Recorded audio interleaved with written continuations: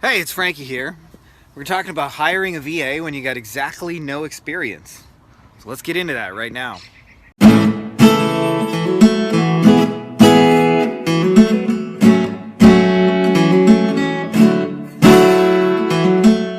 So, welcome everybody. We're on the beach here in Mexico. My little temporary office for the week. And for those of you guys out there, you've reached a point. You're ready to hire a virtual assistant. You're ready to bring in somebody who can take some of that work off your plate. I know it can be a little difficult to let go. And I'll tell you, you can make a lot of mistakes hiring virtual assistants. I would say the first 10 or 20 that I hired made my life harder, not easier. In fact, I remember the first few I hired, I was doing a lot of SEO in those days, and I hired a bunch of article writers. And my article writers, by the way, were not so good. And so what ended up happening is I would have to go through and I would have to check all the work and I would have to edit it. And then sooner or later I realized that I'm paying these people to make my life harder, that I have to check all their work, and I wanted somebody who I could just trust to do a good job. So if you're looking to hire a VA, what is the single most important thing that you should look for? And what most people think it is, in my experience, is that the word experience. It's like if they've done it before. The problem with that is you can end up with people who've done something for a long time and have done it very poorly and half-assed. So I'll tell you, the biggest thing that I actually look for, and this is a shortcut I used to listen from a guy named John Jank or Janice or something, I don't know. He has some really good stuff on hiring virtual assistants anyway. And the number one thing to look for is English. But you guys speak the same language, because you can teach somebody almost anything as long as you guys are on the same page. But what you can't do is, if the person just simply doesn't understand the language well enough, is you don't want to get into having to teach them another language. Trust me, ask me how I know. So how do you check for English?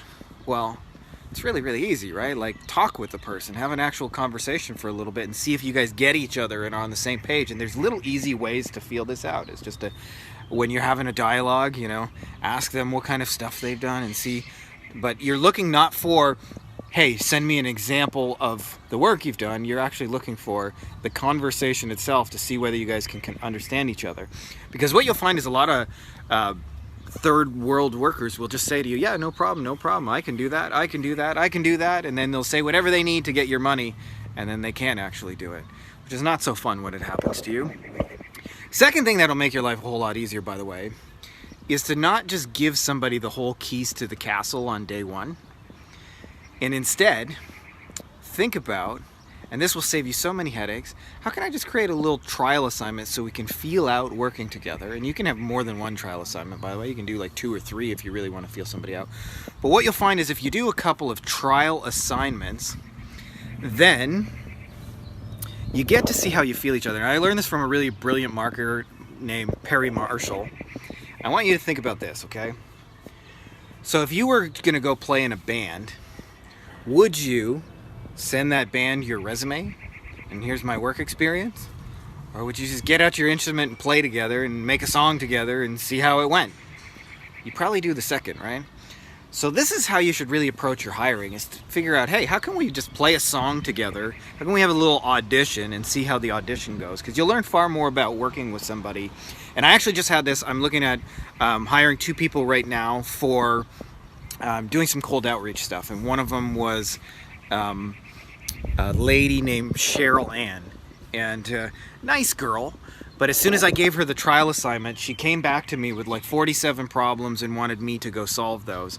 And I just don't really have time for those kind of things right now. I got, too many things going on in life.